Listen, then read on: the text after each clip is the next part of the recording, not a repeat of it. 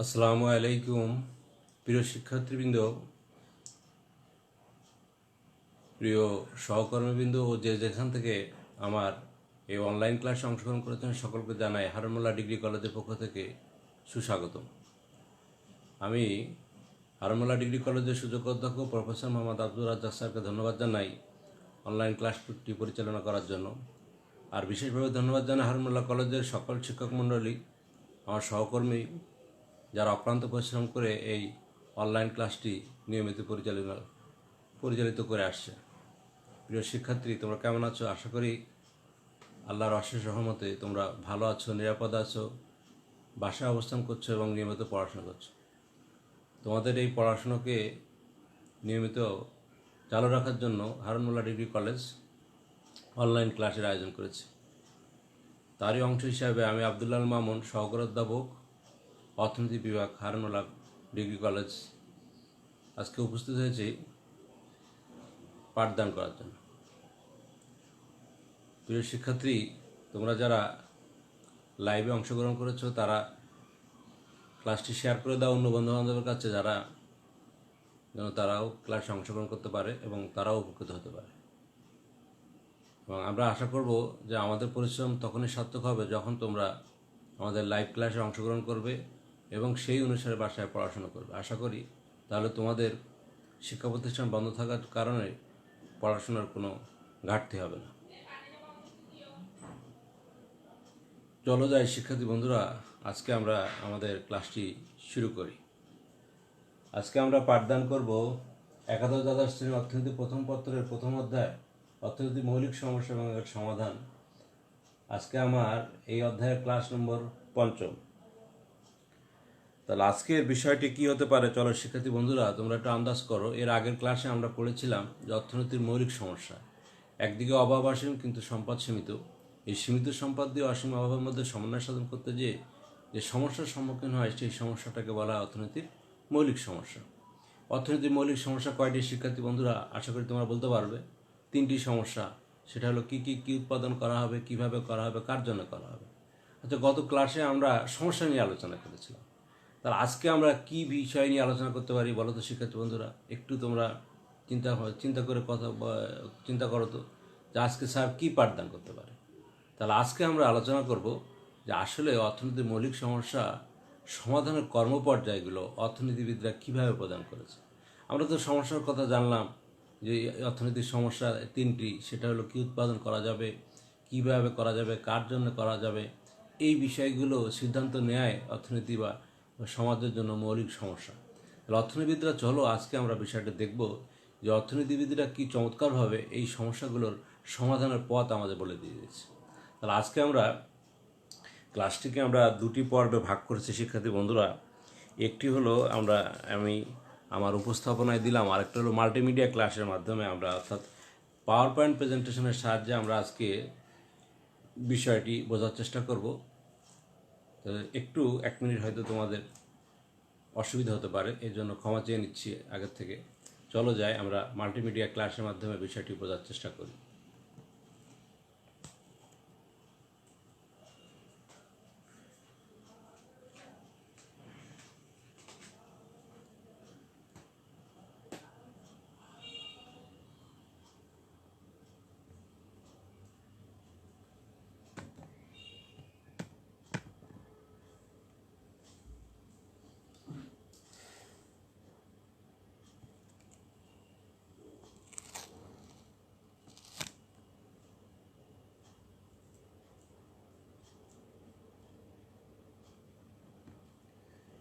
প্রিয় শিক্ষার্থী বন্ধুরা, আশা করি আমরা স্ক্রিনের সামনে চলে এসেছি। একটু পরেই আমরা ক্লাসটা শুরু করতে পারবো। তো চলো যাই, আমরা ক্লাসটা শুরু করি। পাওয়ার পয়েন্ট প্রেজেন্টেশনের মাধ্যমে আমরা আজকে বিষয়টা বোঝার চেষ্টা করব।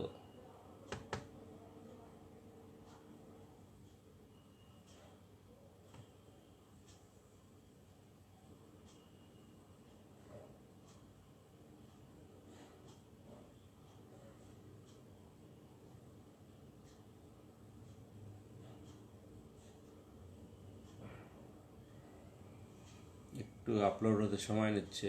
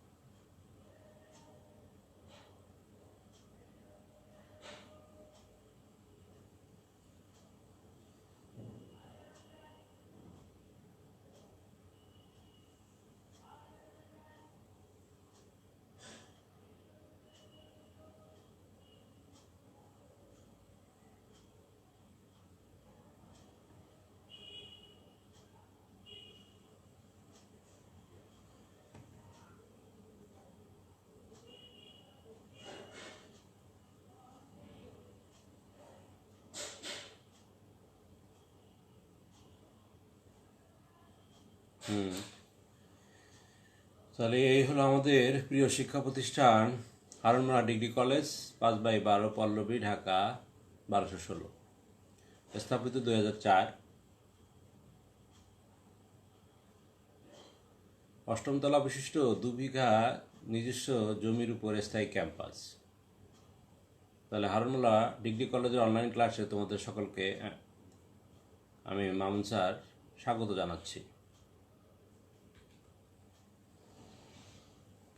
এখন আমার শিক্ষক পরিচিতি, আমি আব্দুল্লাহ মামুন, সহকারী অধ্যাপক, অর্থনীতি বিভাগ, হারুনমারা ডিগ্রি কলেজ, মিরপুর 12, পল্লবী, ঢাকা। দেখো এখানে আমার ছবি ডিসপ্লে হচ্ছে, আশা করি তোমরা দেখতে পাচ্ছ ঠিকঠাক।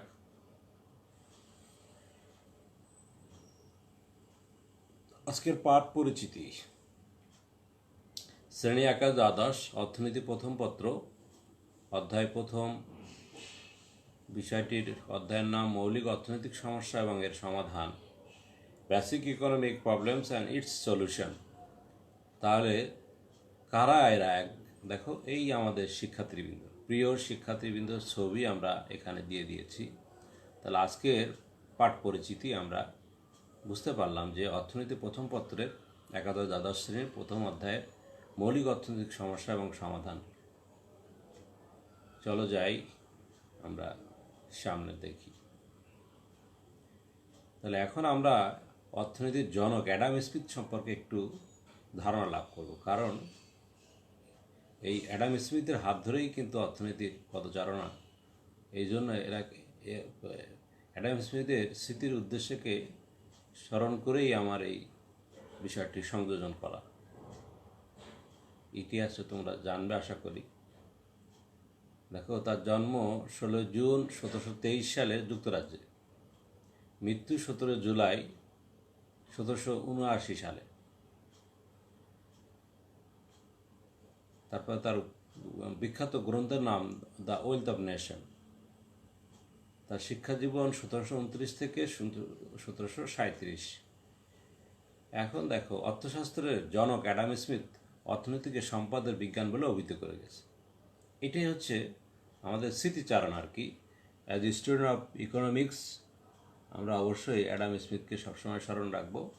সেই বিষয়টাকে আমরা দেখছি। চলো শিক্ষার্থী বন্ধুরা, এরপরে চলো যায় আমাদের নিচে কিছু ছবি আমি উপস্থাপন করতে যাচ্ছি। সেই ছবিগুলো তোমরা লক্ষ্য করো, তাহলে আজকের পাঠের বিষয়টি তোমাদের সামনে ক্লিয়ার হবে। দেখো, এখানে এই ছবিতে আমরা দেখতে পাচ্ছি যে কিছু শ্রমিক কাজ করছে। তার মানে কি, শ্রমিকরা কাজ করছে যে কোনো জায়গায়, কিন্তু তারা কী জন্য কাজ করছে বলতো? কোনো কিছু তৈরি করা বা উৎপাদন করার জন্য।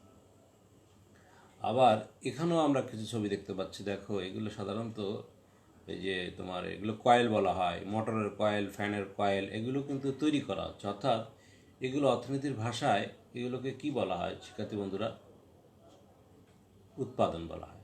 তাহলে আমরা বেশ কিছু ছবি দেখব, দেখে ছবি থেকে আমাদের বিষয়বস্তুটা বের বা আমরা বোঝার চেষ্টা করব। চলো আরও কিছু ছবি দেখি। দেখো, এখানে বাটার সিস্টেম। একজনের হাতে কলা, আরেকজনের হাতে আপেল। তার মানে কি, একজন আরেকজনের সাথে বিনিময় করতে চাচ্ছে, যে তুমি তুমি তোমার কলার প্রয়োজন, আমার কাছে কলা নিয়ে নাও, আর আমার আপেল প্রয়োজন, তুমি আমার কাছে আপেল নিয়ে নাও। তাহলে এটা একটা বিষয়।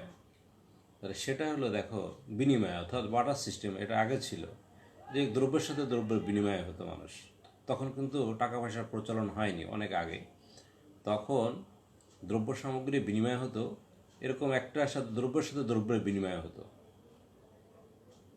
এরপর আরও একটা ছবি দেখি, দেখো এখানে একদিকে মোবাইল, একজনের কাছ থেকে মোবাইল নিচ্ছে, আরেকজনের ডলার দিচ্ছে। সাপোজ সে, অর্থাৎ কি ডলারের বিনিময়ে সে মোবাইল নিচ্ছে। তার মানে এখানেও একটা বিষয় আমরা বুঝতে পারছি যে আমার একটা মোবাইল প্রয়োজন, তাহলে সেই মোবাইলটাকে আমি এই অভাবটাকে কিভাবে মোচন করব, তাহলে টাকা দিয়ে আমি এটা কিনে নিয়ে নিলাম। তাহলে একটার সাথে একটা কী হচ্ছে দেখো, ইন্টারচেঞ্জ হচ্ছে আর বিনিময় হচ্ছে। সেই বিষয়টাকে আমরা, এটাও কিন্তু আমরা এক্সচেঞ্জ অথবা বিনিময় বলতে পারি। ঠিক আছে শিক্ষার্থী বন্ধুরা, আশা করি তোমাদের ক্লাসটি ভালো লাগবে। এরপরে দেখি আমরা, দেখো এখানেও কিন্তু শ্রমিকরা কাজ করছে। তাহলে শ্রমিক যারা কাজ করবে তাদের কিন্তু একটা পারিশ্রমিকের বিষয় আছে। যে কোনো উৎপাদনমূলক কাজে যারা নিয়োজিত থাকে তাদেরকে কিন্তু তোমাকে টাইম টু টাইম পারিশ্রমিকও দিতে হয়। তার মানে কি এই শ্রমিকদের মজুরি প্রদান করতে হবে। সেই বিষয়টা আমাদের সামনে চলে আসছে। তাহলে এখানে আরেকটা বিষয় আমরা বুঝলাম যে উৎপাদনমূলক কাজে যারা নিয়োজিত থাকে তাদেরকে কিন্তু পারিশ্রমিকও দেওয়া লাগে। এরপরে দেখো আরেকজন কি খাচ্ছে, দেখো একটি কোনো দ্রব্য সামগ্রী ভোগ করছে। তার মানে খাওয়া, তোমাকে একটা ড্রেস দিলাম আমি, সেই ড্রেসটাকে তুমি পরলে, তাহলে এর উপযোগ তুমি শেষ করে ফেললে। আর উপযোগ শেষ করাকেই বলা হচ্ছে ভোগ। অর্থাৎ যখন কোনো কিছু সর্বশেষ পর্যায়ে যাবে তখন কিন্তু সেই বিষয়টাকে আমরা কি বলবো, ভোগ বলবো। তাহলে আজকের পাঠের বিষয়টা তুমি একটু মাথায় রাখো, চিন্তা করো যে আজকে পাঠের আলোচ্য বিষয় কি হতে পারে। দেখো আমরা উৎপাদন দিয়ে শুরু করেছিলাম, তারপর বিনিময় করছি, তারপর মজুরির বিষয়টা উপস্থাপন করলাম, একবারে লাস্টে এসে আমরা কি দেখলাম, যে ভোগ দেখলাম। তাহলে অর্থনীতির মৌলিক সমস্যার সমাধান যদি তুমি করতে চাও শিক্ষার্থী বন্ধুরা, তাহলে তোমাকে কিন্তু এই কর্মপর্যায়গুলো তোমাকে স্টেপ বাই স্টেপ অবলম্বন করতে হবে। সেগুলো আমরা ছবির মাধ্যমে বোঝানোর চেষ্টা করলাম। তাহলে আজকের আমাদের পাঠের বিষয়বস্তু কি হতে পারে, চলো যাই। তাহলে আমাদের আজকে পাঠ শিরোনাম চলে আসলো, কিন্তু এখন আমরা পাঠ শিরোনাম পেয়ে গেলাম। তাহলে পাঠ শিরোনামটা কি, চলো যাই। মানব জীবনে অর্থনৈতিক সমস্যা সমাধানের বিভিন্ন কর্মপর্যায়। Describe the different classes of activities in solving economic problem and human life. তো মানব জীবনে অর্থনৈতিক সমস্যার সমাধানের বিভিন্ন কর্মপর্যায়গুলো আমরা দেখলাম। যে আসলে আমরা আগেই জানি যে অর্থনৈতিক মৌলিক সমস্যা হলো একদিকে অভাব অসীম কিন্তু সম্পদ সীমিত, এই দুটির মধ্যে সমন্বয় সাধন করতে যেই কিন্তু অর্থনীতিতে মৌলিক সমস্যা উদ্ভব হয়। আর সেই মৌলিক সমস্যাটাকে আমরা তিন ভাগে ভাগ করি, কী উৎপাদন করা হবে, কিভাবে করা হবে, কার জন্য করা হবে। আর সেই সমস্যাটা কিভাবে, এই এই সমস্যাগুলোকে কিভাবে সমাধান করবে অর্থনীতিবিদরা সেই পথগুলো বলে দিয়ে দিচ্ছে। সেই বিষয়গুলো আজকে আমরা জানবো বা এখান থেকে আমরা শিক্ষা লাভ করার চেষ্টা করব যে কী উৎপাদন কিভাবে, কার জন্য এই যে মৌলিক সমস্যাগুলো ছিল সেগুলো কিভাবে অর্থনীতিতে সমাধান করা যায়, সেই বিষয়গুলো আমরা আসবে আমাদের সামনে। দেখো এরপরে আমরা বিষয়টাকে দেখাচ্ছে শিখন ফল। তার মানে কি আজকে আমরা যে বিষয়গুলো থেকে এখান থেকে শিখতে পারবো সে বিষয়গুলো কি কি, যে অর্থনীতির মৌলিক সমস্যার কর্মপর্যায় হলো প্রথমে তুমি যদি অভাব মোচন করতে চাও কিন্তু তোমাকে প্রথমেই উৎপাদন করতে হবে। যদি কোনো কিছু উৎপাদনই না করি তাহলে কিন্তু তোমার কোনো কিছুরই অভাব মোচন হবে না। 2 নাম্বার হলো বিনিময় করতে হবে। দ্রব্য উৎপাদন করলাম কিন্তু একজন আরেকজনের সাথে যে ইন্টারচেঞ্জ বা এক্সচেঞ্জ যদি না করি তাহলে কিন্তু আমার ওই সমস্যার সমাধান হবে না। 3 নাম্বার হলো বন্টন। সম্পদের সুষম বন্টন যদি না হয় তাহলে কিন্তু ওই অর্থনীতির মৌলিক সমস্যা যেটা আছে সেই সমস্যার সমাধান আমরা করতে পারবো না। তারপরে আসতেছে ভোগ। সর্বশেষ তোমার উপরে সবগুলো স্টেপ অবলম্বন করলাম কিন্তু আমাকে ভোগ করার সুযোগটা করে দিলাম না। অর্থাৎ উপযোগ, যে কোনো দ্রব্য বা সেবার অভাব মোচনের ক্ষমতাকে বলা হয় ভোগ। সেটা কিন্তু আমাদের অর্থনীতির মৌলিক সমস্যার সমাধানের সর্বশেষ কর্মপর্যায়। তাহলে আজকের এখান থেকে আমরা শিখব যে উৎপাদন, বিনিময়, বন্টন, ভোগের সাহায্যে সম্পর্কে জানতে পারব। এরপরে চলে যায় শিক্ষার্থী বন্ধুরা বলছে মানব জীবনে অর্থনৈতিক সমস্যা সমাধানের বিভিন্ন কর্মপর্যায়। তাহলে কি কর্মপর্যায়গুলো কি কি? যে মানুষের জীবনে অভাব অসীম। দেখো এখানে একটু প্রাথমিক আলোচনা আছে যে কি অভাব পূরণের সম্পদ প্রয়োজনের তুলনায় সীমিত। অসীম অভাব এবং সীমিত সম্পদের মধ্যে সমন্বয় সাধন করাই হলো মানুষের প্রধান অর্থনৈতিক সমস্যা। অর্থনৈতিক সমস্যার সমাধানের উদ্দেশ্যে মানুষ আদিকাল থেকে প্রচেষ্টা চালিয়ে যাচ্ছে। সভ্যতার ক্রমবিকাশের সাথে সাথে বহুমুখী এবং ব্যাপকতর হয়েছে। অর্থনৈতিক সমস্যা সমাধানের জন্য ব্যক্তি সমাজকে 4টি কর্মপর্যায়ের মধ্যে অগ্রসর হতে হয়। এই কর্মপর্যায়গুলো হলো কী কী, সেই বিষয়গুলো সম্পর্কে আসছে। তাহলে এটার বিষয়টা হলো কি, একদিকে মানুষের অভাব অসীম কিন্তু সম্পদ সীমিত। যদি তোমার অভাব অসীম না হতো বা সম্পদের সীমাবদ্ধতা যদি না থাকতো, তাহলে কিন্তু অর্থনীতির মৌলিক সমস্যার উদ্ভব হতো না। আর সমস্যা যদি উদ্ভব নাই হতো, তাহলে সমাধানের মানুষ কোনো চেষ্টাই করতো না। তাহলে মানুষের অভাব অসীম এবং সম্পদ সীমাবদ্ধতার কারণে আদিকাল থেকে মানুষ চেষ্টা করে আসছে যে কিভাবে এই মৌলিক সমস্যার সমাধান করা যায়। তাহলে সেই ক্রম বিভিন্ন রকম সভ্যতার ক্রমবিকাশের সাথে সাথে বহুমুখী এবং ব্যাপকতা রয়েছে সেই সমস্যার সমাধানের কর্মপর্যায়গুলো খুঁজে বের করা। তাহলে অর্থনৈতিক সমস্যার সমাধানের জন্য ব্যক্তি সমাজকে 4টি কর্মপর্যায়ের মাধ্যমে অগ্রসর হতে হয়। সেই কর্মপর্যায়গুলো অলরেডি আগেই আমরা বলেছি, আবার একটু তোমাদের সামনে উপস্থাপন করছি। দেখো যে অসংখ্য অর্থনৈতিক সমস্যা সমাধানের লক্ষ্যে যেসব মৌলিক কর্মপ্রচেষ্টা গ্রহণ করা হয় তাকে মূলত আমরা অনেকগুলো কর্মপ্রচেষ্টা আছে, তার মধ্যে মূল কর্মপ্রচেষ্টা যেটা, সেগুলো হলো 4 ভাগে ভাগ করি আমরা। তাহলে শিক্ষার্থী বন্ধুরা, একটা বিষয় আমরা মনে রাখবো যে অর্থনৈতিক মৌলিক সমস্যার সমাধানের কর্মপর্যায় কয়টি। এমসিকিউতে অনেক সময় দিয়ে দেয় যে মৌলিক সমস্যার সমাধানের কর্মপর্যায় কয়টি, তুমি সেটা উল্লেখ করো। তাহলে 4টি তোমরা এটা মনে রাখবে। এখন আসো সেই কর্মপর্যায়গুলো: উৎপাদন, বিনিময়, বন্টন এবং ভোগ। তাহলে অসংখ্য অর্থনৈতিক সমস্যার সমাধানের লক্ষ্যে, মানে ও সমস্যা কিন্তু অনেক, তার সমাধানের প্রচেষ্টাও অনেক, তার মধ্যে মূল কর্মপ্রচেষ্টা হলো 4টি। সেটা হলো উৎপাদন, বিনিময়, বন্টন এবং ভোগ। পর্যায়ক্রমে আমরা অর্থনৈতিক সমস্যার সমাধানের বিভিন্ন কর্মপর্যায়গুলো বিশ্লেষণ করব। এই বিষয়গুলো আমাদেরকে মাথায় রাখতে হবে যে প্রিয় শিক্ষার্থী বন্ধুরা, আমরা যে কিভাবে, দেখো তাহলে প্রথম আমরা আলোচনা আসবে আমাদের আজকে উৎপাদন। দেখো শ্রমিকরা, গার্মেন্টস শ্রমিকরা, এরা উৎপাদনমূলক কাজে নিয়োজিত আছে। আবার যারা ফ্যাক্টরিতে আছে তারা উৎপাদনমূলক কাজে নিয়োজিত আছে। তাহলে উৎপাদনের মাধ্যমে আমরা উৎপাদনের যে সমস্যা ছিল সেই সমস্যাটা আমরা কিভাবে সমাধান করব, দেখো এই কথাটা এখানে বলা আছে যে উৎপাদন বলতে উপযোগ সৃষ্টি করাকে বোঝায়। সাধারণত উৎপাদন বলতে কোনো কিছু তৈরি করাকে বোঝায়, কিন্তু অর্থনীতির ভাষায় শিক্ষার্থী বন্ধুরা উপযোগ সৃষ্টি করাকে বোঝায় উৎপাদন বলতে। মানুষের অভাব অসীম কিন্তু অভাব পূরণের উপকরণ কিন্তু আবার সীমিত। উৎপাদনের মাধ্যমে মানুষ প্রকৃত পদার্থ সম্পদকে রূপান্তর ঘটিয়ে চাহিদা মেটানোর উপযোগী করে গড়ে তোলে।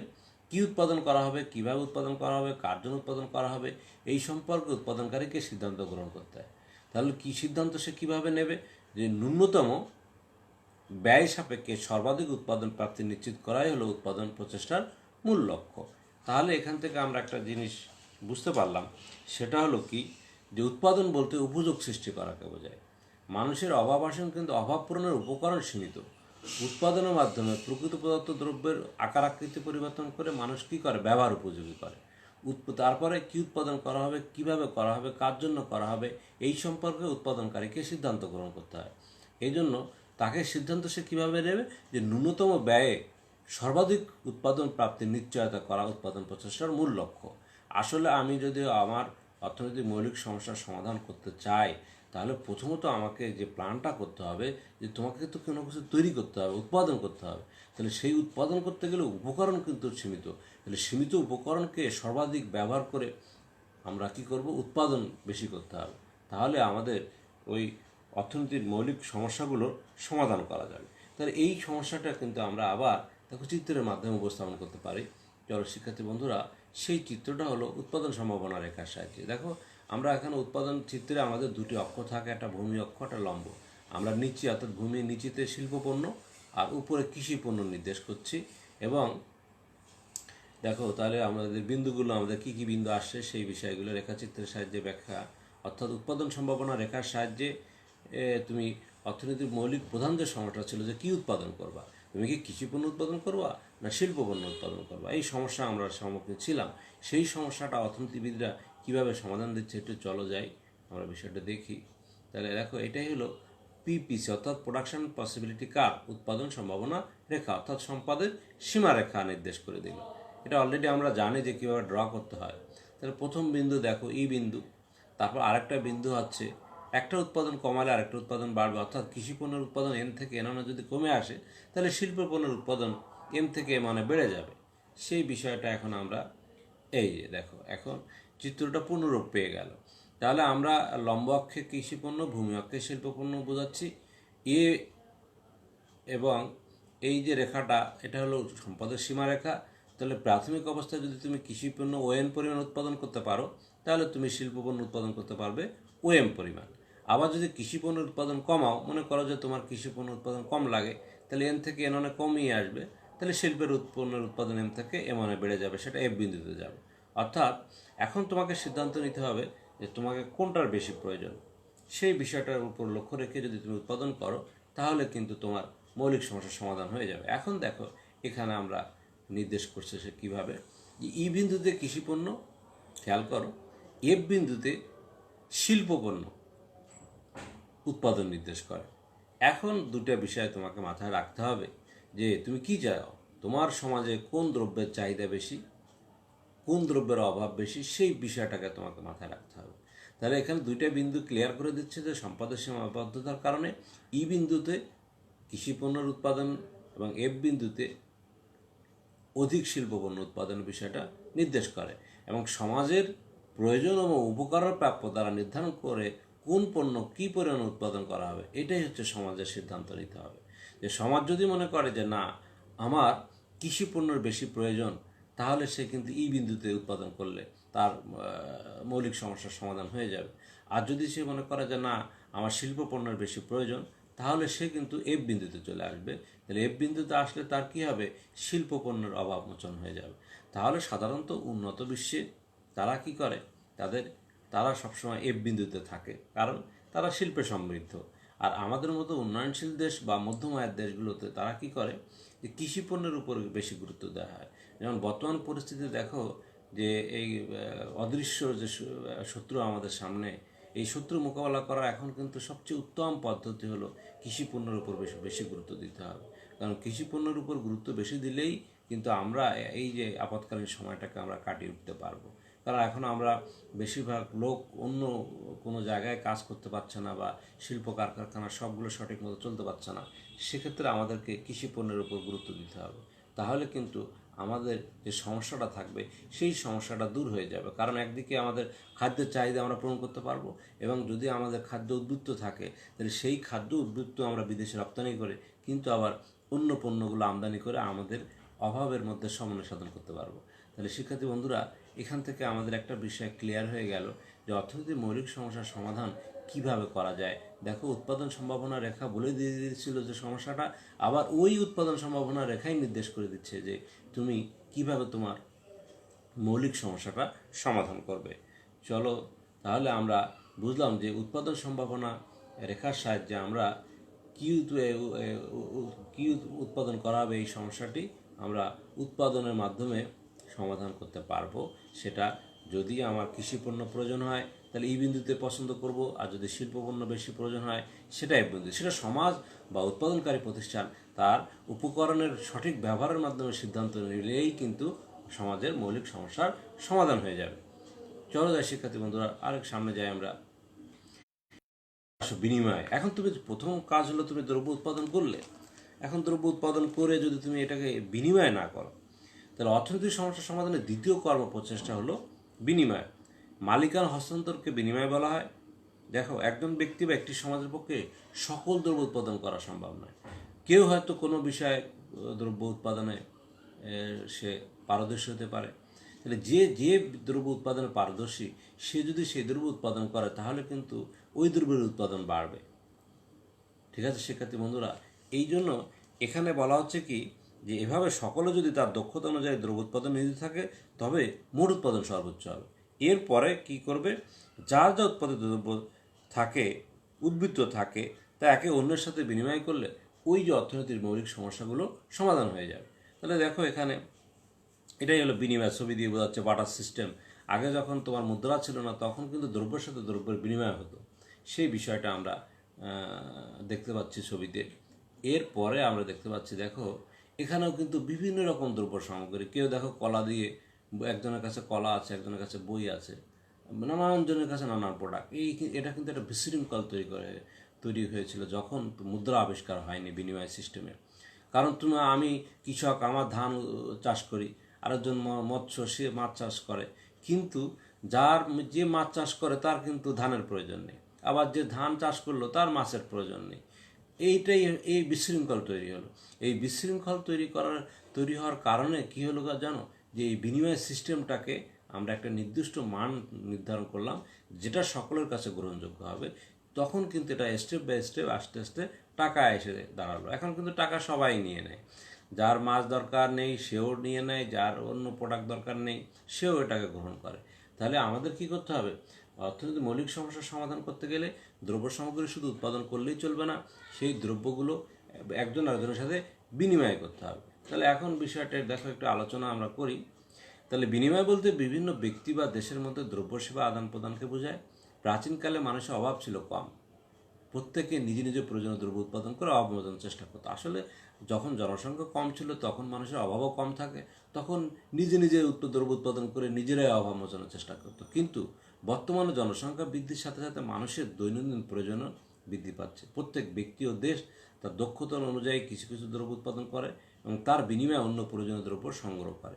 এভাবে বিভিন্ন ব্যক্তি বা দেশের মধ্যে দ্রব্য সেবা আদান প্রদান বা বিনিময় সংগঠিত হয়। তাহলে এখানে একটা বিষয় ক্লিয়ার হয়ে গেল শিক্ষার্থী বন্ধুরা, যে প্রথম দিকে পৃথিবীর প্রথম দিকে সেই সময় কিন্তু জনসংখ্যা কম ছিল, মানুষের চাহিদাও কম ছিল, তখন মানুষ কী করতো, যে তার নিজের পছন্দ অনুযায়ী দ্রব্যসামগ্রী উৎপাদন করে নিজেরাই অভাব মোচন করতো। কিন্তু সভ্যতার ক্রমবিকাশের সাথে সাথে জনসংখ্যাও বাড়তে থাকে এবং তাদের চাহিদাও বাড়তে থাকে, যার ফলে একার পক্ষে সব কিছু দ্রব্য উৎপাদন করা সম্ভব হয়নি। এই জন্য কী হলো, যে প্রত্যেক দেশ এবং ব্যক্তি কিন্তু কোনো কোনো না দ্রব্য উৎপাদনে পারদর্শী থাকে। তাহলে যে দেশ যে দ্রব্য উৎপাদনে পারদর্শী সে সেই দ্রব্য উৎপাদন করবে, আর যে দেশ উৎপাদনে পারদর্শী কম সে অন্য দেশ থেকে যে পারদর্শী তার থেকে আমদানি করবে বা বিনিময় করবে। তাহলে কি হবে, এই অর্থনীতির যে মৌলিক সমস্যাটা আছে সেটা আমরা বিনিময়ের মাধ্যমে সমাধান করতে পারবো, আদারওয়াইজ কিন্তু ওই মৌলিক সমস্যার সমাধান হবে না। তাহলে চলো যাই শিক্ষার্থী বন্ধুরা, এবার বিষয়টাকে আমরা চিত্রের মাধ্যমে আবার একটু বোঝার চেষ্টা করি। এখানেও উৎপাদন সম্ভাবনা দুটো রেখা আঁকা আছে, যে উৎপাদন সম্ভাবনা রেখা অর্থাৎ সম্পদের সীমা রেখা দুটো আঁকা আছে, একটা কৃষিপণ্য একটা শিল্পপণ্য। দেখো এখানে তোমার রেখাচিত্রের মাধ্যমে বিশ্লেষণ করা হচ্ছে। তাহলে এখন বিন্দুগুলো আসবে আমাদের, দেখো দেশ, তাহলে দেখো শিল্প, চীন দেশ, সেটা শিল্পে সমৃদ্ধ, আর এটা হলো বাংলাদেশ, কৃষিপণ্যে সমৃদ্ধ। এখন দেখো তুমি এখনই চিন্তা করো যে কাদের কি করা উচিত। চীন কিন্তু শিল্পে সমৃদ্ধশালী দেশ, বাংলাদেশ কৃষিপণ্য সমৃদ্ধশালী দেশ। তাহলে আমরা কি করব, যে চীন তার দেশের নিজের চাহিদা মেটানোর পর উদ্ভূত দ্রব্য বাংলাদেশে রপ্তানি করবে, আর বাংলাদেশ কি করবে, কৃষিপণ্য তার নিজের দেশের চাহিদা মেটানোর পরে যে উদ্ভূত থাকবে চীনে রপ্তানি করবে। তাহলে দুই দেশের মধ্যে কিন্তু এই যে সমস্যাটা ছিল, আমাদের শিল্পপণ্যের যে সমস্যা ছিল সেটা সমাধান হয়ে যাবে, আর চীনের যে কৃষিপণ্যের যে সমস্যা ছিল তাদেরও সমস্যা সমাধান হয়ে যাবে। তাহলে এভাবে আমরা উৎপাদন সম্ভাবনা রেখার সাহায্যেও কিন্তু বিষয়টা বিশ্লেষণ করতে পারি যে বিনিময়ের মাধ্যমে কিভাবে অর্থনীতির মৌলিক সমস্যার সমাধান করা যায়। সুপ্রিয় শিক্ষার্থী বন্ধুরা, আশা করি তোমরা খাতা কলম নিয়ে বসে আছো এবং বিশেষ করে এই চিত্রগুলো প্র্যাকটিস, এগুলো তোমাদের খাতায় নোট করতে হবে, সাথে সাথে আঁকতে হবে। তা না হলে কিন্তু তোমরা এগুলো, আমি গত ক্লাসেই আঁকছি, এই জন্য আজকে আমি আর বোর্ড ব্যবহার করি নাই। আজকে আমরা পাওয়ার পয়েন্ট প্রেজেন্টেশনের সাহায্যে তথ্যগুলো উপস্থাপন করছি যাতে তোমাদের ভালো লাগে এবং বুঝতেও সুবিধা হয় এগুলো চিত্রভিত্তিক উপস্থাপন। তাহলে এখন দেখো চিত্রের বিশ্লেষণটা একটু খেয়াল করো।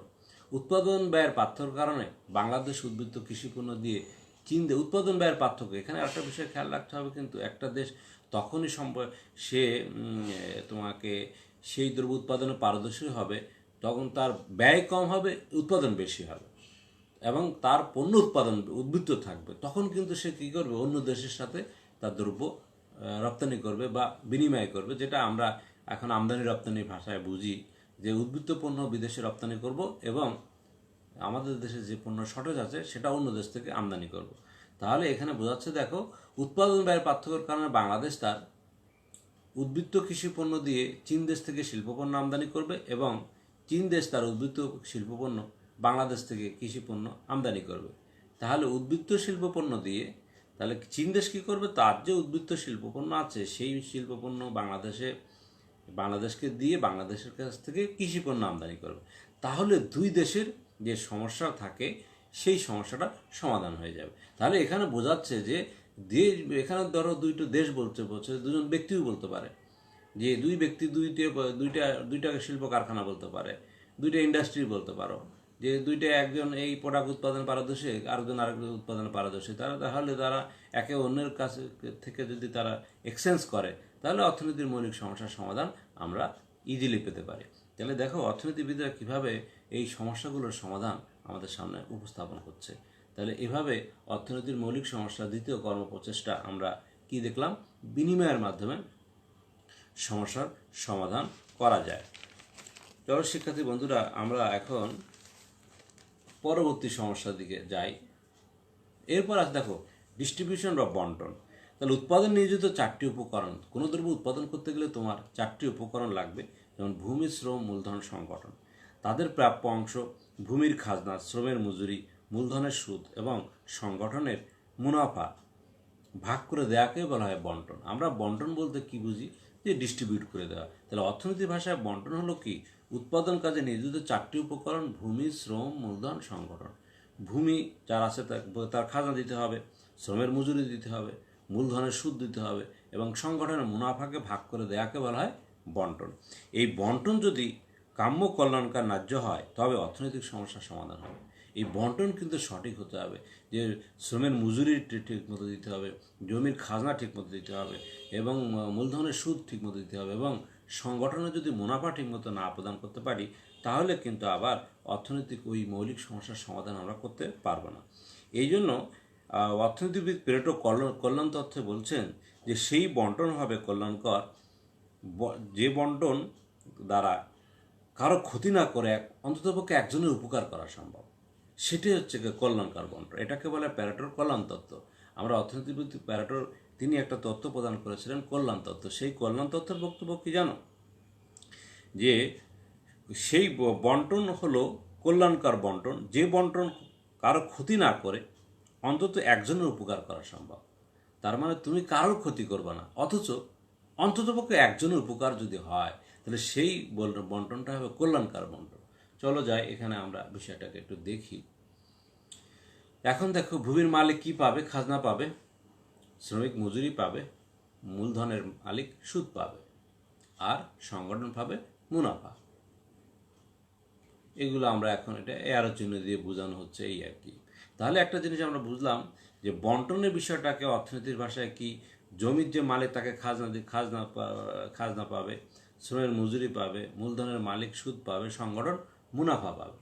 তাহলে এখন আমরা আসি, দেখো এই বন্টন সম্পর্কে এখানে একটু আলোচনা আছে। আমরা একটু উৎপাদিত দ্রব্য সামগ্রী সমাজের বিভিন্ন শ্রেণীর মানুষের মধ্যে কিভাবে কোন নীতি অনুযায়ী বণ্টিত হবে তা নির্ধারণ করা অর্থনৈতিক সমস্যার কর্মপর্যায়। তাহলে উৎপাদনের উপকরণ কি কি, আমরা আগেই বলেছি যে ভূমি, শ্রম, মূলধন, সংগঠনকে তাদের প্রাপ্যতা পারিতোষিক, যেমন ভূমির খাজনা, শ্রমের মজুরি, মূলধনের সুদ এবং সংগঠনের মুনাফা সুষ্ঠুভাবে বন্টন করে দিলে অর্থনৈতিক সমস্যার সমাধান পাওয়া যাবে। তাহলে উৎপাদিত দ্রব্য ও সেবা সুষম বন্টন সমাজের কল্যাণ ও অর্জিত হয়। সমাজের কল্যাণ অর্জিত হয় কখন, উৎপাদন দ্রব্য ও সেবার সুষম বন্টন দ্বারা। সমাজের কল্যাণ যদি তুমি সঠিকভাবে করতে চাও, তাহলে শিক্ষার্থী বন্ধুরা উৎপাদিত দ্রব্য সেবা সুষম বন্টন করতে হবে। এই বিষয়টা আমাদের মাথায় রাখতে হবে। তা না হলে কিন্তু তুমি দ্রব্য উৎপাদন করলে, বিনিময় করলে, কিন্তু তুমি বন্টনটা ঠিক মতো করলে না। অর্থাৎ ভূমির মালিকের তুমি খাজনা দিলে না, শ্রমিকের তুমি পারিশ্রমিক প্রদান করলে না, তো মূলধনের মালিককে তুমি সুদ প্রদান করলে না, যেমন ব্যাংকের ঋণ খেলাপি থেকে গেলে, তাহলে কিন্তু তোমার অর্থনীতির মৌলিক সমস্যাগুলোর সমাধান আমরা করতে পারবো না। আবার সংগঠন যারা, শিল্প ইন্ডাস্ট্রির মালিক যারা, তারা যদি মুনাফা না করতে পারে, তাহলে শিল্প কারখানা বিকশিত হবে না এবং মৌলিক সমস্যাগুলোর সমাধান আমরা করতে পারবো না। তাহলে আমাদের কি করতে হবে যে ভূমি খাজনা, শ্রমের মজুরি, মূলধনের সুদ, সংগঠনের মুনাফা এগুলো সঠিকভাবে প্রদান করতে হবে এবং তাহলে কী হবে, অর্থনীতির মৌলিক সমস্যার সমাধান আমরা করতে পারবো। তার উৎপাদিত দ্রব্য সেবার সুষম বন্টন সমাজের কল্যাণ অর্জিত হয়। এখন আমরা শিক্ষার্থী বন্ধুরা আমরা একটু ছবির মাধ্যমে বিষয়টা, চিত্রের মাধ্যমে বিষয়টা বোঝার চেষ্টা করব। দেখো এখানে বিষয়টা একটু তোমাদের কাছে হয়তো ক্লিয়ার নাও দেখা যেতে পারে, আমি একটু বলে দিই। তাহলে এখানে প্রাথমিক আলোচনা যে প্যারেটোর কল্যাণ তত্ত্বর বিষয়টা বলা হচ্ছে এই জায়গায়। এখানে দেখো একটা প্যারেটোর কল্যাণ তত্ত্ব চিত্রটা এরকম যে এ প্রাইম হলো এ প্রাইম বি প্রাইম দ্বারা যথাক্রমে এ প্রাইম হলো শ্রমের এবং মালিকের গাইডলাইন বা কল্যাণ রেখা বলা হয়, গাইডলাইন। আর দেখো আর তোমার 1000 দেয়া আছে, এটা হচ্ছে তোমার মুনাফা, আর ডাব্লু হচ্ছে মজুরি, W100 হলো প্রাথমিক মজুরি তৃপ্তি রেখা, আর W150 বর্ধিত মজুরি শ্রমিকের তৃপ্তি রেখা, এবং আর এই পাই 1000 এটা হচ্ছে মালিকের তৃপ্তি রেখা। খেয়াল করো যে বলছে কি একজনের যদি ক্ষতি মানে কারোর ক্ষতি না করে অন্ততপক্ষে যেন একজনের উপকার করা যায়, সেই বন্টনটা হবে কল্যাণকর বন্টন সমাজের, এটা প্যারাডোর কথা। তাহলে এখানে দেখো খেয়াল করো ই বিন্দুতে যদি আমরা মনে করি ই বিন্দুতে মালিক 1000 টাকা তৃপ্তি লাভ করে এবং শ্রমিকরা 100 টাকা তৃপ্তি লাভ করে। এই তৃপ্তির কারণে ই বিন্দু ইয়ন একই তৃপ্তি রেখেই, অর্থাৎ মালিক 1000 টাকায় তৃপ্তি রেখেই শ্রমিকরা যদি তুমি তুমি 150 টাকা তৃপ্তি প্রদান করো, তাহলে কিন্তু দেখো কারোর কোনো ক্ষতি করা হলো না, অথচ শ্রমিকের উপকার হয়ে গেল। তাহলে এইভাবে যদি আমরা সম্পদের সঠিক বন্টনটা করতে পারি, তাহলে অর্থনীতির মৌলিক সমস্যার সমাধান করা সম্ভব। বলছে কি যে কারোর ক্ষতি না করে অন্ততপক্ষে যদি একজনের উপকার করা যায়, তাহলে সেই বন্টনটা হবে কল্যাণকর বন্টন। এটাই হচ্ছে প্যারেটোর কল্যাণ তত্ত্ব, যেটা চিত্রের মাধ্যমে উপস্থাপন করা আছে। দেখো একজন এই বিন্দুতে দুই পক্ষই কিন্তু তৃপ্তি লাভ করছে। একজন শ্রমিক মুনাফা 1000 টাকা, এই মালিক পক্ষ 1000 টাকা মুনাফা করে সে তৃপ্তি লাভ করছে এবং শ্রমিক 100 টাকা বেতন নিয়ে তৃপ্তি লাভ করলো। এখন প্যারাটো বলছে যে আর শ্রমিকরা যদি উপকার দিয়ে একটু উপকার করে, দেখো মালিক পক্ষের ক্ষতি না করে যদি শ্রমিকের যদি উপকার করা যায়, তাহলে এই সম্পদের বন্টনটা সঠিক হবে। তাহলে দেখো ইয়ন বিন্দুতে চলে গেলাম। তাহলে ইয়ন বিন্দুতে গেলে কী হবে, শ্রমিকরা কিন্তু মজুরি পেলে 150 টাকা, অর্থাৎ 50 টাকা সে বেশি পেল, কিন্তু মালিক পক্ষের মুনাফা কিন্তু 1000 টাকায় থেকে গেল, তার কিন্তু অতৃপ্তির কোনো সুযোগ নেই। তাহলে কী হলো, কারোর ক্ষতি করলাম না আমরা, কারোর ক্ষতি না করে কিন্তু একজনের শ্রমিকের একজনের মজুরি বৃদ্ধি পেল, অর্থাৎ সম্পদের দেখো এই বন্টনটাই হবে কি সম্পদের জন্য কল্যাণকারক বন্টন। এইভাবে যদি সম্পদ বন্টিত হয়, তাহলে কি হবে, অর্থনীতির মৌলিক সমস্যাটা সমাধান হয়ে যাবে। তাই আমরা বলতে পারি যে ইয়ন বিন্দুতে বন্টন করলে মালিক ক্ষতিগ্রস্ত না হয়ে শ্রমিক উপকৃত হয়, যা সমাজের অর্থনৈতিক সমস্যার সমাধান করতে সক্ষম। তার মানে কি, শ্রমিকরাই বেশি অভাবগ্রস্ত থাকে, তারা দেখো তাদের যদি একটু বেশি মজুরি প্রদান করা যায় এবং মালিকের মুনাফা ঠিক রেখে, তাহলে এটা সমাজের জন্য কিন্তু কল্যাণকর। তাহলে এই জাতীয় বন্টন সমাজ করলে কি হবে, অর্থনীতির মৌলিক সমস্যার সমাধান আমরা বন্টনের মাধ্যমে করতে পারবো। চলো যাই শিক্ষার্থী বন্ধুরা, আমরা সর্বশেষ মৌলিক সমস্যার সমাধানের কর্মপর্যায়, সেটা হলো ভোগ। দেখো ভোগের বিষয়টা একটু আমি আলোচনা করে আগেই, যে উপযুক্ত ব্যবহারের মাধ্যমে কোনো বস্তু বা সেবার উপযোগ নিঃশেষ করাকে ভোগ বলা। তার মানে উৎপাদন বিনিময় বন্টনের পর ভোগ না করে বসে থাকলে অর্থনৈতিক সমস্যার সমাধান হবে না। তুমি উৎপাদন করলে, বিনিময় করলে, বন্টন করলে, কিন্তু এই বিষয়টা ভোগ করলে না, অর্থাৎ তুমি উপযোগ নিঃশেষ করতে পারলে না, তাহলে কিন্তু তোমার মৌলিক সমস্যার সমাধান হবে না শিক্ষার্থী বন্ধুরা। আবার ভোগ করতে গিয়ে অবশ্যই খেয়াল রাখতে হবে যাতে কোনো সম্পদের জন্য কোনো প্রকার অপচয় না হয়, যেন নইলে অপচয় হলে কেউ ভোগ থেকে বঞ্চিত হবে এবং অর্থনৈতিক সমস্যার সমাধান হবে না। তাই ভোগের ক্ষেত্রে সম্পদের উপযুক্ত ব্যবহার নিশ্চিত করা উচিত। তাহলে প্রিয় শিক্ষার্থী বন্ধুরা, এখানে আমাদের বিষয়টা মনে রাখতে হবে যে উপযুক্ত ব্যবহারের মাধ্যমে কোনো দ্রব্য বা সেবার উপযোগ নিঃশেষ করাকে ভোগ বলে। উৎপাদন বিনিময় বন্টন করলেই হবে না, আমাদের ভোগ করতে হবে, তা না হলে অর্থনৈতিক সমস্যার সমাধান হবে না। আবার ভোগ করতে যেয়ে আবার একটা বিষয় খেয়াল রাখতে হবে যে যাতে সম্পদের কোনো প্রকার অপচয় না হয়, নইলে অপচয় হলে কেউ ভোগ থেকে বঞ্চিত হবে এবং অর্থনৈতিক সমস্যার সমাধান হবে না। এই জন্য ভোগের ক্ষেত্রে সম্পদের উপযুক্ত ব্যবহার আমাদেরকে নিশ্চিত করতে হবে। তাহলে এখানে দেখো একটু আলোচনা আছে, মানুষ সকল কর্মপ্রচেষ্টার মূল লক্ষ্য হলো কি? ভোগ। দ্রব্য সেবার উপযোগ ব্যবহারের মাধ্যমে নিঃশেষ করাই হলো ভোগ। ভোগের মাধ্যমে মানুষ অভাব পূরণ হয়। উৎপাদন বিনিময় বন্টন কার্যক্রমের পরিণতি হলো ভোগ। তার মানে আমরা যাই করি না কেন, উৎপাদন করছি, বিনিময় করছি, বন্টন করছি, সবই সর্বশেষ প্রচেষ্টা কিন্তু ভোগ করা। তার মানে কি? অভাব মোচন করা। তাহলে আমার অভাব আছে, সেই অভাব মোচনটা করতে পারবো সর্বশেষ। তার মানে আমি যদি আমার একটা শার্টের প্রয়োজন আছে, তুমি একটা শার্ট গিফট করলে কিন্তু শার্টটা আমাকে পরতে দিলে না, তাহলে কিন্তু আমার ওই শার্টের অভাব মোচন আমার হবে না, অর্থাৎ আমার ভোগ করা হলো না। তাহলে আমি শার্ট দ্রব্য উৎপাদন করা হয়েছে, বিনিময় করা হয়েছে, আবার বন্টন করা হলো, কিন্তু সর্বশেষ পর্যায়ে এসে দেখা যাচ্ছে কি এইটাকে আবার আমি ব্যবহার করতে পারছি না, তাহলে আমার মৌলিক সমস্যার সমাধান হবে না। তুমি একটা ব্রিজ করে দিলে, সেই ব্রিজের দুই পারে তুমি মাটি দিয়ে দিলে না, তাহলে কি হবে? ব্রিজটাই ব্রিজের মতো দেখা গেল, কিন্তু মানুষ ব্রিজটাকে ব্যবহার করতে পারলো না, তাহলে কি হবে? ওই ব্রিজের কোনো উপযোগ নেই, অথবা মানুষ ভোগ করতে পারলো না, তাহলে মানুষের সমস্যার কিন্তু সমাধান করতে পারবে না শিক্ষার্থী বন্ধুরা। তাহলে আমরা একটা বিষয় বুঝতে পারলাম যে অর্থনীতির মৌলিক সমস্যার সমাধানের কর্মপ্রচেষ্টার চারটি, সেটা হলো, একটা হলো উৎপাদন, 2 নম্বর বিনিময়, 3 নম্বর বন্টন, 4 নম্বর স্টেজে এসে একবারে সর্বশেষ দেখো ভোগ করলেই কিন্তু আর কোনো সুযোগ থাকে না কিছু করার। দ্রব্য তৈরি করলাম, সেটা একজন আরেকজনের সাথে বিনিময় করলাম, সঠিকভাবে বন্টন করে দিলাম, তারপরে আমি এটা ভোগ করতে পারলাম, তাহলে কি হবে? অর্থনীতির মৌলিক সমস্যার সমাধান হয়ে যাবে। এই বিষয়টা আমরা একটু এখন চিত্রে উপস্থাপন করব। খেয়াল করো, চিত্রের বিশ্লেষণে দেখো। তাহলে বলছে কি, এখানে একটু ছবিটা ক্লিয়ার নেই। উপযুক্ত ব্যবহারের মাধ্যমে কোনো বস্তু বা সেবার উপযোগ নিঃশেষ করাকে বলা হচ্ছে কি? ভোগ। উৎপাদন বিনিময় বন্টনের পর ভোগ না করে বসে থাকলে অর্থনৈতিক সমস্যার সমাধান হবে না। এখন ওই আলোচনা আমরা করছি অলরেডি, শুধু চিত্রের ব্যাখ্যাটুকু আমি দিই।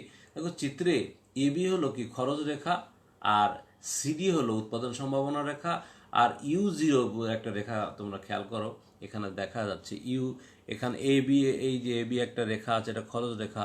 সিডিটাকে আমরা বলছি উৎপাদন সম্ভাবনা রেখা, আর এটা হচ্ছে নিরপেক্ষ রেখা। এই তিনটা বিন্দু যেখানেই মিলিত হবে, এটাই হচ্ছে ভারসাম্য বিন্দু।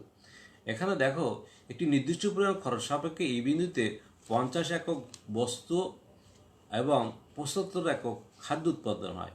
এবি বাজেট রেখা, ইউ উপযোগ বা নিরপেক্ষ রেখার মাধ্যমে এই বিন্দুতে ভোক্তা ভারসাম্য পৌঁছায়।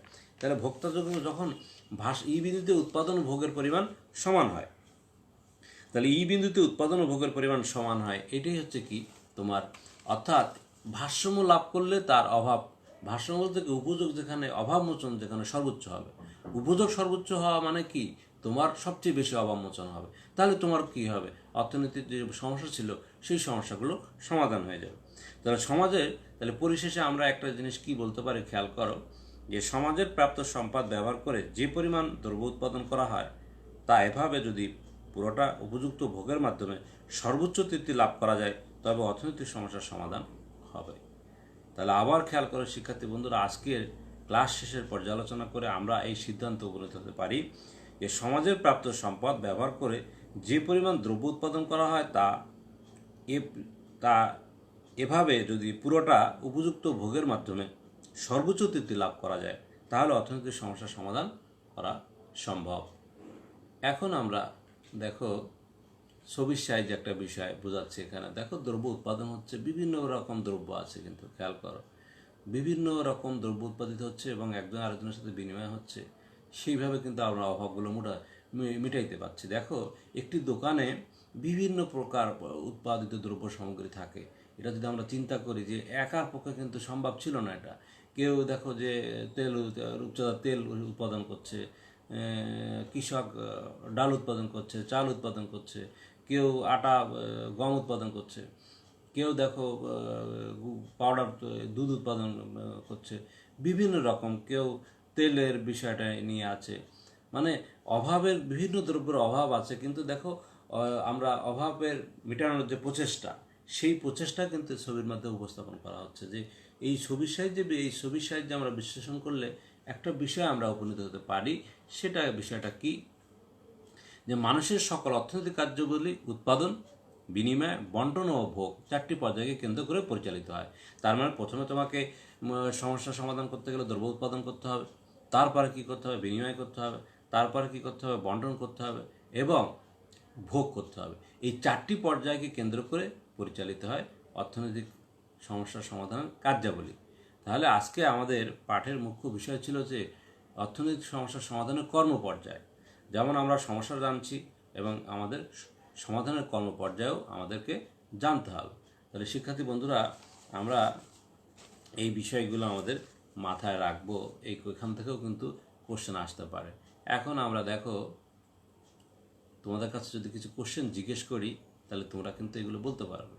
দেখো, সিম্পল এমসিকিউ, সাধারণ বহু নির্বাচনী কোশ্চেন বলছে অর্থনৈতিক সমস্যার সমাধানের প্রথম পর্যায় কোনটি। দেখো, তুমি এখন ইজিলি নিজেই বলতে পারবে যে স্যার, প্রথম অর্থনৈতিক সমস্যার সমাধানের প্রথম কর্মপর্যায় হলো কি, উৎপাদন করা, ঘ নম্বর যেটা আছে। দেখো, তারপর যদি বলা হয় সর্বশেষ কর্মপর্যায় কোনটা, তাহলে ভোগ। তাহলে এই দুটো কোশ্চেন কিন্তু এমসিকিউতে আসে প্রায়, যে অর্থনৈতিক সমস্যা সমাধানের প্রথম পর্যায় কর্মপর্যায় কোনটি এবং সর্বশেষ কর্মপর্যায়। প্রথম হলো দ্রব্য উৎপাদন, সর্বশেষ হলো কি, দ্রব্য ভোগ। এইটা মাথায় তোমরা রাখবা। এই দুইভাবে এমসিকিউ আমাদের দিতে পারে। এরপরে আসো বহু নির্বাচনের সমান্তরসূচক প্রশ্ন, মাল্টিপল কমপ্লেক্সন এমসিকিউ। এখানে দেখো, এই কোশ্চেনটাও তুমি উত্তর দিতে পারবে যে অর্থনৈতিক সমস্যা সমাধানের প্রথম কর্মপর্যায় হলো কি। দেখো, এখানে দ্রব্য উৎপাদন, দ্রব্য সেবা উৎপাদন, ভোগ উৎপাদন। তাহলে নিচের কোনটি সঠিক? দেখো, অর্থনৈতিক সমস্যা সমাধানের প্রথম কর্মপর্যায়, কোন প্রথম কর্মপর্যায়ে দ্রব্য উৎপাদন করতে হবে, দ্রব্য, সেবা না কিন্তু, এই ভোগ না কিন্তু। তাহলে 1 এবং 2 হলো তোমার সঠিক উত্তর। দেখো, যেটা লাল চিহ্ন দ্বারা আমাদের বোঝানো আছে যে অর্থনৈতিক সমস্যা সমাধানের প্রথম কর্মপর্যায় হলো দ্রব্য উৎপাদন ও সেবা উৎপাদন, অর্থাৎ গ নম্বর 1 এবং 2 এইটাই হবে উত্তর। এখন আমরা একটি বাড়ির কাজ নিয়ে নিই শিক্ষার্থী বন্ধুরা, যেটা তোমরা লিখে নাও, যে মানুষের মৌলিক অর্থনৈতিক সমস্যা 3টি। প্রতিটি সমাজে মানুষকে এইসব সমস্যার সম্মুখীন হতে হয়। বিভিন্ন অর্থনৈতিক ব্যবস্থা এইসব সমস্যার সমাধান রয়েছে। এটা হলো একটা সৃজনশীল কোশ্চেন, আমি পড়লাম, তোমরা লিখে নাও যে মানুষের মৌলিক অর্থনৈতিক সমস্যা 3টি। প্রতিটি সমাজে মানুষকে এইসব সমস্যার সম্মুখীন হতে হয়। বিভিন্ন অর্থনৈতিক ব্যবস্থায় এইসব সমস্যার বিভিন্ন সমাধান রয়েছে। তাহলে ক নম্বর কোশ্চেন হলো নির্বাচন কি। খ নম্বর বলছে সুযোগ ব্যয়ের উদ্ভব ঘটে কেন। গ নম্বর বলছে উদ্যোগে বর্ণিত অর্থনৈতিক সমস্যাটি ব্যাখ্যা করো। তার মানে কি, এখানে 3টি মৌলিক সমস্যার কথা বলা আছে, এই 3টি ব্যাখ্যা করতে বলছে। যে কি উৎপাদন, কিভাবে, কার জন্য, তুমি ব্যাখ্যা করবে, যেটা আমরা আমাদের গত ক্লাসে 4 নম্বর ক্লাসে আলোচনা করেছি। আর ঘ নম্বর বলছে কি, উচ্চতর দক্ষতা বলছে উদ্দীপকে মৌলিক সমস্যার সমাধানের কর্মপর্যায়গুলো আলোচনা করো। তাহলে মৌলিক সমস্যার সমাধানের কর্মপর্যায় তো আজকে আমরা শিখলাম যে মৌলিক সমস্যার সমাধানের কর্মপর্যায় হলো 4টি, উৎপাদন, বিনিময়, বন্টন, ভোগ। এই 4টি আলোচনা করবো এবং 4টির চিত্র দিয়ে বিশ্লেষণ করতে পারলে ভালো হয়। তাহলে আমরা এখন দেখো, এখানে ছোট ছোট বাড়ির কাজ, জ্ঞানমূলক কোশ্চেন। অর্থনৈতিক সমস্যার সমাধানের বিভিন্ন কর্মপর্যায়গুলো কী কী, এগুলো তুমি বলতেই পারবে এখন। আর অনুধাবনমূলক কোশ্চেন, তাহলে এটা হলো 1 মার্কের, এটা হলো 2 মার্কের জন্য। বলছে উৎপাদন উপকরণ সময়ের অবদান কী তা উল্লেখ করো। তাহলে উৎপাদন উপকরণগুলো কী কী বলো তো শিক্ষার্থী বন্ধুরা। উৎপাদন উপকরণ 4টি, ভূমি, শ্রম, মূলধন, সংগঠন। এগুলোর উৎপাদনের উপকরণ সময়ের অবদান কী তা অবশ্যই এই 4টে একটা যদি শর্ট হয়ে যায় তাহলে তুমি দ্রব্য উৎপাদন করতে পারবে না। তাহলে এখন আমরা কিছু এমসিকিউ আমরা শুনে নিই। যে অভাবের তুলনায় সম্পদের সীমাবদ্ধতা কী বলে। দুষ্প্রাপ্যতা। মৌলিক অর্থনৈতিক সমস্যার প্রকৃতি বিশ্লেষণের প্রথম অবদান রাখেন স্যামুয়েলসন। সম্পদের দক্ষ ব্যবহারের জন্য অভাবের অগ্রাধিকার বাছাই প্রক্রিয়া হলো নির্বাচন। অর্থনৈতিক সমস্যার সমাধানের প্রথম কর্মপর্যায় হলো উৎপাদন। মানব জাতির কর্মপ্রচেষ্টার কত ভাগে ভাগ করা যায়? 4 ভাগে। সর্বোচ্চ পর্যায়ে, সর্বশেষ পর্যায়ের উৎপাদন কর্মপ্রচেষ্টা হলো ভোগ। এগুলো হলো এমসিকিউ। তাহলে হারুন মোল্লা ডিগ্রি কলেজের পক্ষ থেকে সকলকে ধন্যবাদ জানিয়ে, তোমরা সবাই সুস্থ থেকো, ভালো থেকো এবং সামাজিক দূরত্ব বজায় রাখবে এবং কিছুক্ষণ পরপর সাবান পানি দিয়ে হাত ধোবে। আসলে আমাদের এই বর্তমান সময়টা যাচ্ছে, আমাদের যে অদৃশ্য শক্তি, এই শত্রু, ওই অদৃশ্য শত্রু মোকাবেলা করতে গেলে আমাদেরকে স্বাস্থ্যবিধি মেনে চলা ছাড়া কোনো বিকল্প রাস্তা নেই। তাহলে সুপ্রিয় শিক্ষার্থী বন্ধুরা, আমরা যারা শিক্ষিত সমাজ আছি, আমাদেরকে এই বিষয়ে অগ্রণী ভূমিকা পালন করতে হবে।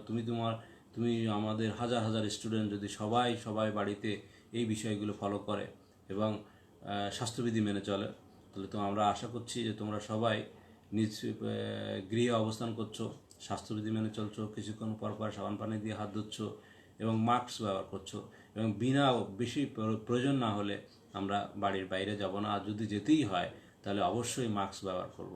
এবং পরিবারের যারা সিনিয়র সিটিজেন অর্থাৎ যারা একটু বয়স্ক লোক আছে এবং শিশু যারা আছে তাদের প্রতি আমরা বিশেষ নজর দেব। এবং আমরা আশা করব আমাদের সব শিক্ষক মণ্ডলী প্রত্যেকটা বিভাগের প্রতিদিন আমরা কলেজের মতো করে অনলাইনে পাঠদান করে চলেছি। আশা করি তোমরা আমাদের প্রত্যেকটা ক্লাসে অংশগ্রহণ করবে এবং আমাদের নির্দেশনা অনুসারে তোমরা যদি পড়াশুনো করো, শুধু আমাদের কলেজে না, সারা বাংলাদেশের শিক্ষার্থী বন্ধুরা একাদশ দ্বাদশ শ্রেণী তারা যদি আমাদের এই ফেসবুক ক্লাসগুলো দেখে এবং সেই অনুসারে তারা পড়াশুনো করে, তাহলে কারোর পড়াশুনোর ঘাটতি থাকবে না। তাহলে আমাদের একটা জিনিস তোমরা খেয়াল রাখবে যে শিক্ষকরা কি অক্লান্ত পরিশ্রম করে এই অনলাইন পাঠদান করছে।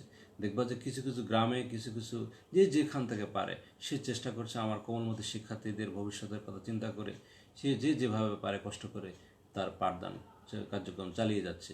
শুধু তো এই ভবিষ্যৎ প্রজন্মকে বাংলাদেশ সোনার বাংলাটাকে এই মাননীয় প্রধানমন্ত্রী জননেত্রী শেখ হাসিনা যে বাংলাদেশকে মধ্যমায়ের দেশে পরিণত করতে যাচ্ছে, সেই দেশটাতে আরও দেশটাকে যাতে উন্নত হয় সেটা ভূমিকা তোমাদেরই হাতে নিতে হবে। কারণ এক পর্যায়ে এই তোমাদের মতো শিক্ষার্থীদের মধ্যে থেকে বেরিয়ে আসবে চাকরিজীবী, ব্যাংকার, রাজনীতিবিদ, এবং তোমাদের হাতে রাষ্ট্র পরিচালনার ভার অর্পিত হবে। এই জন্য তোমরা অবশ্যই স্বাস্থ্যবিধি মেনে চলবে এবং বাসায় পড়াশোনা করবে, তাহলে তোমাদের লেখাপড়ার কোনো ঘাটতি থাকবে না।